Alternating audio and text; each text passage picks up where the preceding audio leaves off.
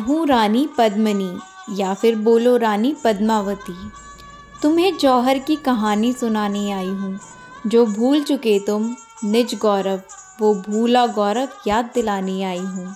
भारत गुलामियों की बेड़ी में जकड़े जाने लगा था। मुस्लिम आक्रमणियों को हिंदुओं का फूट भाने लगा था। दिल्ली में खिलजी कब्जा कर बैठा, पूरे भारत में उसका खौफ छाने लगा।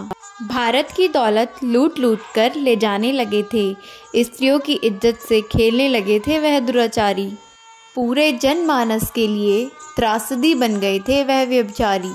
हिंदू राजा एकता का मूल उस वक्त न समझ पाए, दूरदर्शिता भूलकर उन सबको अपने अपने हित भाए। दूसरी ओर खिलजी नित नए षड्यंत्र रचे जा रहा था, नित नए राज्यों को हड़पने को बहरा रहा था। चित्तौड़ की तरफ अब वो अपने कदम बढ़ा रहा था। मंदिरों और राज्यों का धन लूटना उनकी आदत बन गई थी। हिंदू स्त्रियों की आबरू लूटना उनकी शानो शौकत बन गई थी।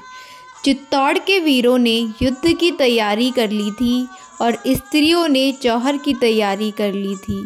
कुछ ने अपनी अस्मत से समझौता करा और जिंदा रहना बेहतर समझा। हमने तो जौहर की आग में खुद को जलाना बेहतर समझा, ताकि वो व्यभिचारी मरने के बाद भी हमें छू ना पाए, ताकि मरकर भी हम वीरांगनाओं के सिर ना झुक जाएं। तुम सोच रहे होंगे कि जौहर की अग्नि में खुद को जलाना ये कैसा विकल्प था। तुम सोच तो रहे ही होंगे खुद को अपने हाथों से मिटाना ये कैसा विकल्प था। किंतु सच कहूँ तो विधर्मियों की दासी बनकर जीने से आसान था आग में जलना। हर दिन 1000 मौत मरने से बेहतर था एक बार में स्वाभिमान से सर उठाकर मरना। जब जब वर्तमान तुम्हें भटकाए तो हमारा इतिहास याद करना, और जाति के नाम पर बंटने से पहले गुलामी का काला दौर याद करना। बिना शीश के युद्ध लड़ा था कथा अमर कर आए, जीत गई रजपूती और मुगलों के मुंड झुकाए। तो इधर नगाड़े बजे और उधर मातम छाया, और अहंकारी खिलजी खुद ही खुद में छल्लाया। बोला सेना से मुश्तंडो जाओ और मर जाना, अपने बेहुदे चेहरे अब मुझे ना दिखाना। दिल्ली जैसे बड़े दुर्ग की रक्षा ना कर पाए, चंद सैनिकों के हाथों घर में ही मुँह की खाए। वो आज़ाद परिंदे से आए और उड़ा ले गए, तुम तलवार ना खींच सके वो राजा छुड़ा ले गए। चित्तौड़ दुर्ग दुर्गों का राजा, अंबर सी ऊंचाई, पैदल घूमो तो उम्र गुजर जाए इतनी लंबाई। लंबाई से कई विशाल थी रावल की प्रभुताई, प्रभुताई से बहुत कठिन थी पद्मिनी की ठकुराई। ठकुराई के आगे खिलजी विवश दिखाई पड़ता, नित किला भेदने की नीतियां गढ़ता। किंतु किले की उस दृढ़ता का वाह वाह क्या कहना, 8 माह तक रेत छानती रही खिलजिया सेना।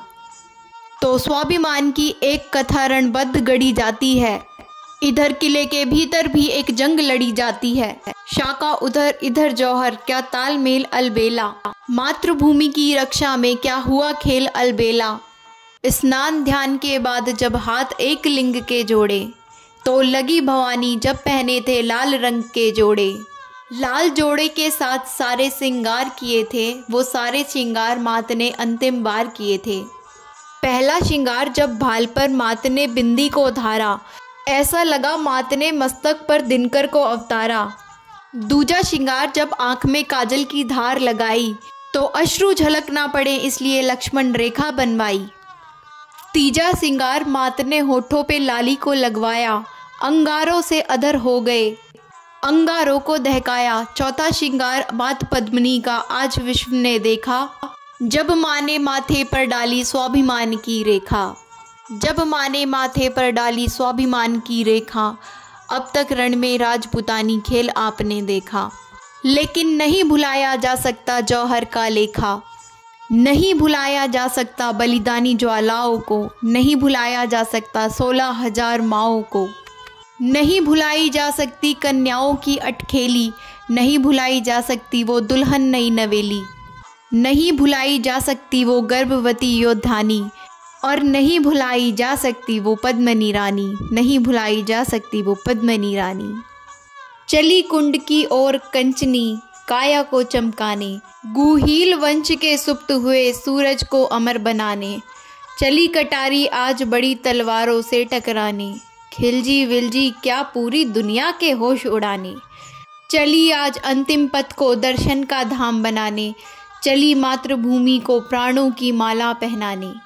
चली चाल चित्तौड़ चला, मेवाड़ चली सब सतियाँ, हे अग्निदेव स्वीकार करो 16,000 आहूतियाँ, हे अग्निदेव स्वीकार करो 16,000 आहूतियाँ। तो सच में रानी पद्मावती को कभी नहीं भुलाया जा सकता। जो बलिदान उन्होंने भारत के गौरव और स्वाभिमान के लिए दिया वो अतुल्य है, वो अनमोल है। उसकी किसी भी प्रकार से किसी भी चीज़ से तुलना नहीं की जा सकती। माना कि भारत के बहुत से वीर राजा हुए, पर इन वीरांगनाओं को भी हम नज़रअंदाज नहीं कर सकते। ठीक है, मैं आशा करती हूँ आपको रानी पद्मावती की कहानी और उनकी कथा सुनकर अच्छा लगा होगा और आपका सर भी शान से ऊंचा हो गया होगा ये सोचकर कि आप एक ऐसे भारत देश में रहते हैं जहाँ रानी पद्मावती जैसी रानियाँ हुआ करती थी और उन्होंने अपने देश के लिए कितने बड़े बड़े बलिदान दिए हैं। और रानी पद्मावती पर लिखी हुई ये कविताएं जो अभी अभी आपने मेरे मुंह से सुनी है, ये मैंने नहीं लिखी हैं। दरअसल पहली जो कविता मैंने बोली उसका नाम है जौहर की कहानी और वो लिखी गई है श्रीमान अभिषेक मिश्र द्वारा। और जो दूसरी दो कविताएं मैंने बोली, जो कि आपको ऐसा लगा होगा कि सिर्फ एक ही कविता में ये सारी पंक्तियां लिखी गई हैं, पर ये दो अलग अलग कविताएं थी जो मैंने बीच में बाद में बोली हैं और सारी कविताएं मिलके 3 कविताएं बनती हैं। तो जो दूसरी 2 कविताएं थी वो उनके रचयिता है श्रीमान राम बदावर जी, जिनको मैं पूरा क्रेडिट देना चाहती हूँ इन कविताओं के लिए। और बहुत ही अच्छी कविताएं हैं और मुझे बहुत खुशी हुई ये देख के कि भाई इतनी अच्छी कविताएं आज के टाइम पे भी लिखी जाती हैं। ठीक है, तो इसीलिए मैं बहुत ज़्यादा इन्फ्लुएंस हुई और मेरा दिल किया कि मैं रानी पद्मिनी की कहानी आप तक पहुंचाऊं। और वैसे तो आपने पद्मावत में देख ही लिया होगा कि उनकी क्या कहानी है, बट मेरा मन किया क्योंकि आज मैंने ये राजस्थान की धरोहर यानी कि उनकी ट्रेडिशनल ड्रेस पहनी हुई है और मैंने पूरा गेटअप राजस्थान की राजपूत बाईसा की तरह किया है। एंड आपको जानकर ये खुशी होगी कि मैं राजस्थान से ही बिलोंग करती हूँ। मतलब जो मेरा गांव है ना, मतलब मेरे पापा जहाँ के हैं वो राजस्थान से ही एक गांव के हैं। और इस बात के लिए ना मुझे बहुत ज़्यादा प्राउड फील होता है कि मैं एक राजस्थान से बिलोंग करती हूँ और मतलब राजस्थान की कम्युनिटी, राजपूत कम्युनिटी से बिलोंग करती हूँ। तो मैं वहाँ के कल्चर से बहुत ज़्यादा इन्फ्लुएंस्ड हूँ और मेरे को बहुत प्यार है अपने राजस्थानी कल्चर से, बहुत ज़्यादा प्यार है राजपूत बाईसा की ड्रेसेस से, उनकी ज्वेलरी से, ऑर्नामेंट्स। मतलब राजस्थान की ना बात ही अलग है। बस क्या ही बोलूँ मैं, कुछ शब्द नहीं है मेरे पास उसकी तारीफ़ के लिए। और सारे जितने भी शब्द हैं वो सारे छोटे ही पड़ जाएंगे, मैं जितनी तारीफ़ करूँ उतने ही कम है। सो आप लोगों को रानी पद्मावती की कहानी यानी उनकी कथा कैसी लगी कैसी नहीं लगी ये कमेंट बॉक्स में कमेंट करके ज़रूर बता देना। क्या उनकी कहानी सुन के आपको बहुत ज़्यादा प्राउड फील हुआ और आप खुश हो कि आप ऐसी मातृभूमि से बिलोंग करते हो? जल्दी से कमेंट बॉक्स में कमेंट करके बताओ। और हाँ, मैं कैसी लग रही हूँ ये भी बता देना। अगर अच्छी लग रही हूँ तो एक नहीं दो रेड हार्ट ड्रॉप करना, एक रानी पद्मिनी के लिए और एक मेरे लिए। ठीक है, तो मैं समझ जाऊँगी आपको वीडियो बहुत अच्छा लगा, बहुत पसंद आया।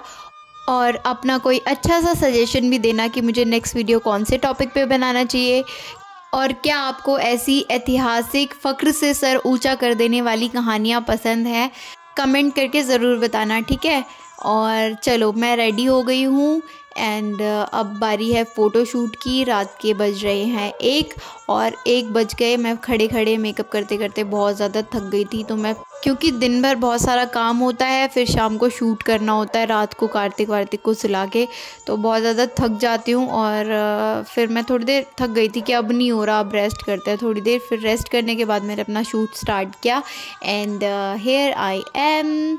और हाँ, एक और इम्पॉर्टेंट बात, अगर आपने अभी तक मेरे चैनल को सब्सक्राइब नहीं किया है तो फटाफट से कर लो, क्योंकि मैं अपने चैनल पे Indian ethnic makeup looks and साथ ही साथ affordable makeup looks related videos upload करती रहती हूँ। तो इसी के साथ आज के इस वीडियो को करते हैं दी एंड जल्द ही मिलते हैं अपने नेक्स्ट वीडियो में। तब तक के लिए bye bye, see you, take care, अपना ध्यान रखो और अपनी फैमिली का भी ध्यान रखो। और कमेंट बॉक्स तो ओपन है ही, अपने दुख सुख बांटने हैं तो कमेंट बॉक्स में बांट लेना मेरे साथ, ठीक है। Bye bye, see you, take care. और देखो रात के ना 2:30 बज गए थे, कोई भी नहीं है, पूरी गली सुनसान पड़ी हुई है बाहर तो।